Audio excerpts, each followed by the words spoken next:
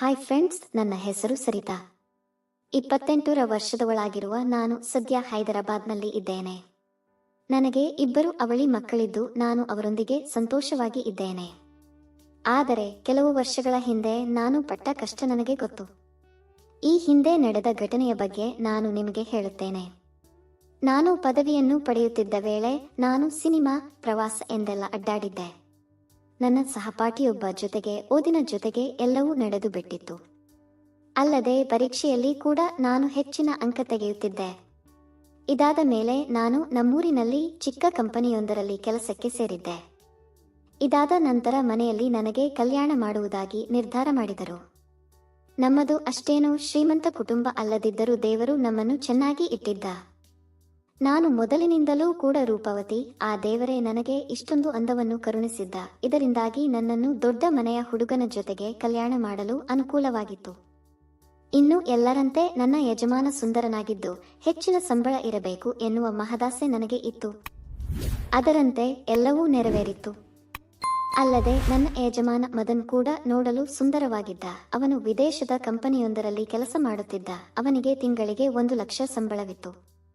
ಆದರೆ ನನ್ನ ಜೀವನದಲ್ಲಿ ಬಿರುಗಾಳಿ ಎದ್ದಿದ್ದೆ ನನ್ನ ಕಲ್ಯಾಣವಾದ ದಿನದಿಂದ ಎನ್ನುವುದು ವಿಪರ್ಯಾಸದ ಸಂಗತಿ. ಆ ದಿನವನ್ನು ನಾನು ಇನ್ನೂ ಮರೆತಿಲ್ಲ. ಯಾಕಂದರೆ ಕಲ್ಯಾಣ ಬಹಳ ಅದ್ದೂರಿಯಾಗಿಯೇ ನಡೆದಿತ್ತು. ಬಂಧು ಮಿತ್ರರು ಎಲ್ಲರೂ ಬಂದು ಶುಭ ಹಾರೈಸಿದ್ದರು. ಇದನ್ನೆಲ್ಲ ಕಂಡು ನನಗೆ ತುಂಬಾನೇ ಖುಷಿಯಾಗಿತ್ತು. 23 ವರ್ಷದಿಂದ ಯಾರಿಗೂ ಸಿಗದೆ ಮುಡುಪಾಗಿ ಇಟ್ಟಿದ್ದ ಅಮೂಲ್ಯ ವಸ್ತುವಿಗೆ ಕೊನೆಗೂ ಒಬ್ಬರ ವಾರಸುದಾರ ಸಿಕ್ಕಿದ ಎಂದು ಖುಷಿಯಾಗಿದ್ದೆ. ಆದರೆ ಮೊದಲ ದಿನವೇ ನನಗೆ ಆಘಾತವಾಗಿತ್ತು. ಮೊದಲ ದಿನ ನನ್ನ ಯಜಮಾನ ನನ್ನನ್ನು ನೋಡಲೇ ಇಲ್ಲ. ಅವನು ಯಾಕೋ ಬೇಜಾರಿನಲ್ಲಿ ಇದ್ದ. ಸ್ವಲ್ಪ ಹೊತ್ತು ಮಾತಾಡಿ ಆಮೇಲೆ ದೂರ ಹೋಗಿ ಬಿದ್ದ. ನನ್ನ ಹಸಿವೆಗೆ ಕೊನೆಯೇ ಇಲ್ಲ ಎಂಬಂತೆ ನಾನು ಅಳುತ್ತ ಕೂತೆ. ಅವನು ಹತ್ತಿರವೂ ಸುಳಿಯಲಿಲ್ಲ. ಅಲ್ಲಿಗೆ ನನ್ನ ಕನಸು ನುಚ್ಚುನೂರಾಗಿತ್ತು. ನಾನು ಮರುದಿನ ಸುಮ್ಮನೆ ಎದ್ದು ಯಾರಿಗೂ ನನ್ನ ಕಷ್ಟವನ್ನು ಹೇಳಿಕೊಳ್ಳದೆ ಸುಮ್ಮನೆ ಇದ್ದೆ. ಅವರ ಮನೆಯಲ್ಲಿ ಎಲ್ಲರೂ ನನ್ನನ್ನು ಚೆನ್ನಾಗಿಯೇ ನೋಡಿಕೊಳ್ಳುತ್ತಿದ್ದರು.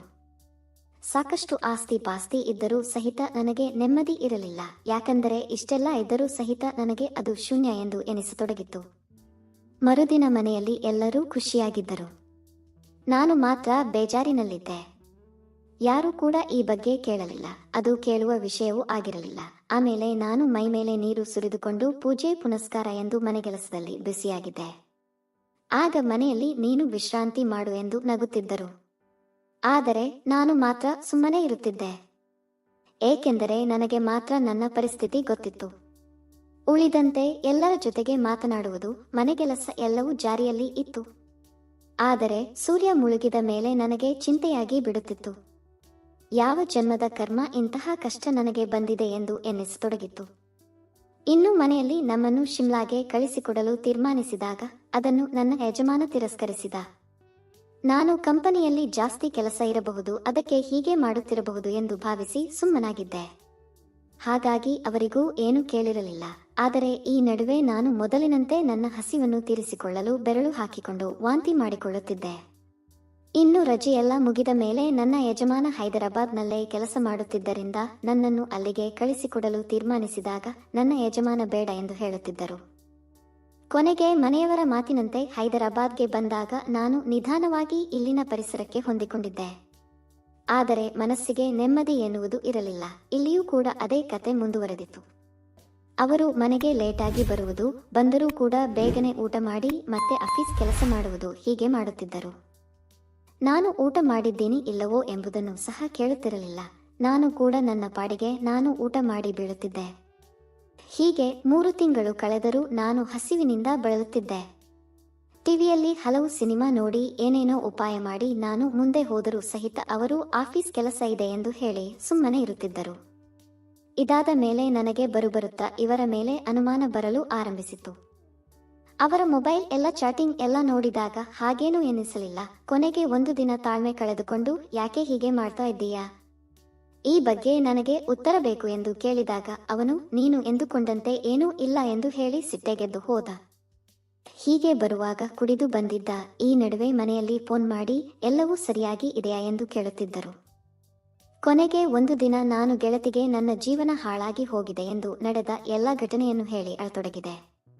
ಹೀಗೆ 3-4 ತಿಂಗಳಲ್ಲೇ ನನ್ನ ಯಜಮಾನ ಕುಡಿತವನ್ನು ಶುರು ಮಾಡಿದ್ದ. ಅದಕ್ಕೆ ನನ್ನ ತಕರಾರು ಇದ್ದಿರಲಿಲ್ಲ, ಯಾಕಂದರೆ ಅದೆಲ್ಲ ಈಗಿನ ಕಾಲದಲ್ಲಿ ಮಾಮೂಲು ಎಂದು ಸುಮ್ಮನಾಗಿದ್ದೆ. ಹೀಗಿದ್ದಾಗಲೇ ನಾನು ಒಂದು ಉಪಾಯವನ್ನು ಮಾಡಿದ್ದೆ. ಅವರಿಗೆ ನಾನು ಸ್ನಾಕ್ಸ್ ತಿನ್ನಲು ಏನಾದರೂ ಮಾಡಿಕೊಡುತ್ತಿದ್ದೆ. ಈ ವೇಳೆ ಅವರು ಎದ್ದು ಹೋದಾಗ ನಾನು ಹಳೆಯ ಬಾಟಲ್ ಒಂದರಿಂದ ಮತ್ತೊಂದು ಬೇರೆಯದು ಸುರಿದು ಬಿಟ್ಟೆ. ಹೀಗಾಗಿ ಅವರಿಗೆ ಆ ದಿನ ಜಾಸ್ತಿ ನಶೆಯಾಗಿ ಬಿಟ್ಟಿತ್ತು. ಕೊನೆಗೆ ನಾನು ಅವರಿಗೆ ಏಕೆ ಮನೆಯಲ್ಲಿ ಹೀಗೆ ಮಾಡುತ್ತಾರೆ ಎಂದು ಕೇಳಿದಾಗ ಅವರು ನನಗೆ ಮದುವೆ ಇಷ್ಟವಿರಲಿಲ್ಲ, ನಾನೇ ಆ ತರದ ಮನುಷ್ಯ ಎಂದು ಹೇಳಿದರು. ನನಗೆ ನಗು ಬಂತಾದರೂ ಮರುಕ್ಷಣ ಆಕಾಶವೇ ಕಳಚಿಬಿದ್ದಂತಾಗಿ ಕಣ್ಣೀರು ಹರಿಯತೊಡಗಿತು. ಮತ್ತೆ ಯಾಕೆ ನನ್ನ ಜೀವನ ಹಾಳು ಮಾಡಿದೆ ಎಂದಾಗ ಅವನು ಮನೆಯವರ ಒತ್ತಾಯಕ್ಕೆ ಹೀಗೆಲ್ಲ ಆಯಿತು. ನನ್ನನ್ನು ಕ್ಷಮಿಸು, ನಾನು ಬದಲಾಗೋಕೆ ಪ್ರಯತ್ನಪಟ್ಟರೂ ಆಗುತ್ತಿಲ್ಲ ಎಂದು ಅಳತೊಡಗಿದ.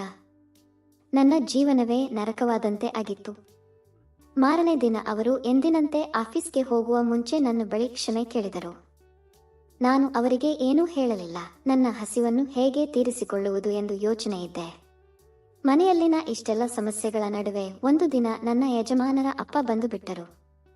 1-2 ದಿನಗಳ ಬಳಿಕ ಅವರು ಏನಾದರೂ ಸಿಹಿ ಸುದ್ದಿ ಇದೆಯಾ, ಇನ್ನೂ ಇಲ್ಲವಾ ಎಂಬೆಲ್ಲ ಪ್ರಶ್ನೆಗಳನ್ನು ಪದೇ ಪದೇ ಕೇಳುತ್ತಿದ್ದರು. ನಾನು ಅವರಿಗೆ ಹಾಗೇನಿಲ್ಲ, ನನ್ನ ಯಜಮಾನರಿಗೆ ಪ್ರಮೋಷನ್ ಆಗಿದೆ ಎಂದು ಹೇಳಿದೆ. ನಾನು ಅದನ್ನು ಕೇಳಿಲ್ಲ ಎಂದಾಗ ಅವರನ್ನು ಕಂಡು ನನ್ನ ಸಿಟ್ಟು ನೆತ್ತಿಗೆ ಏರಿತು. ಅವರು ನಿನಗೆ ಕೋಪ ಬಂದಿದೆ ಯಾಕೆ ಎಂದಾಗ ನಾನು ಸುಮ್ಮನೆ ತಾಳ್ಮೆಯಿಂದ ಇದ್ದೆ. ಆಗ ಅವರು ನಂತರ ನನ್ನ ಬಳಿ ಬಂದು ಯಾಕೆ ಮುಖ ಸಪ್ಪೆಯಾಗಿದೆ, ಏನಾದರೂ ಸಮಸ್ಯೆ ಇದೆಯಾ ಎಂದು ಕೇಳಿದರು. ಮೊದಲಿಗೆ ನಾನು ಸುಮ್ಮನೆ ಇದ್ದೆ. ಕೊನೆಗೆ ನಾನು ಸಿಟ್ಟಿಗೆದ್ದು ಮನೆಯಲ್ಲಿ ನಡೆಯುತ್ತಿರುವ ಘಟನೆ, ನನ್ನ ಯಜಮಾನರ ಬಗ್ಗೆ ನಡೆದದ್ದೆಲ್ಲವನ್ನು ಹೇಳುತ್ತಾ ಅಳೋಕೆ ಶುರು ಮಾಡಿದೆ. ಇಷ್ಟು ದಿನವಾದರೂ ನನ್ನ ಹಸಿವು ಹಾಗೇ ಇದೆ ಎಂದು ಹೇಳಿದೆ. ಅದನ್ನು ಕೇಳಿಸಿಕೊಂಡ ಯಜಮಾನರ ಅಪ್ಪ ಶಾಕ್ ಆದರು. ಆಮೇಲೆ ಅವರು ಪಕ್ಕದಲ್ಲೇ ಕುಳಿತು ನನಗೆ ಸಮಾಧಾನ ಮಾಡಿದರು. ಆದರೆ ನಾನು ಅಳುತ್ತಾ ಅಚಾನಕ್ ಆಗಿ ತಬ್ಬಿಕೊಂಡೆ. ನನಗೆ ಮೈಯಲ್ಲಿ ಕರೆಂಟ್ ಹೊಡೆದಂತೆ ಭಾಸವಾಗುತ್ತಿತ್ತು. ನಾನು ಒಂದು ಕ್ಷಣ ಏನನ್ನು ಯೋಚನೆ ಮಾಡಿದೆ.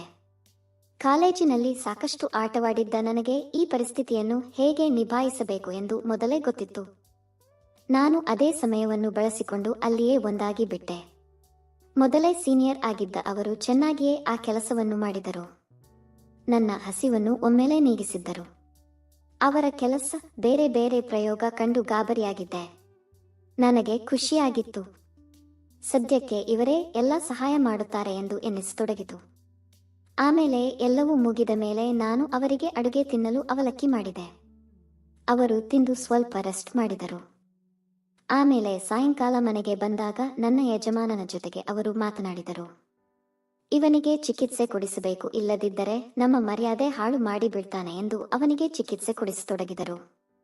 ಕೊನೆಗೆ ಇವರು ಸರಿಯಾದ ಮೇಲೆ ಪ್ರತಿದಿನ ನನ್ನ ಹಸಿವನ್ನು ನೀಗಿಸುತ್ತಿದ್ದರು. ಆಮೇಲೆ ನಾನು ಇವರು ಚೆನ್ನಾಗಿ ಸಂತೋಷವಾಗಿ ಇದ್ದೆವು. ಫ್ರೆಂಡ್ಸ್, ಈ ಕತೆ ಇಷ್ಟವಾಗಿದ್ದರೆ ಇದಕ್ಕೊಂದು ಲೈಕ್ ಕೊಟ್ಟು ನಮ್ಮ ಚಾನೆಲ್ ಸಬ್ಸ್ಕ್ರೈಬ್ ಮಾಡಿಕೊಳ್ಳಿ.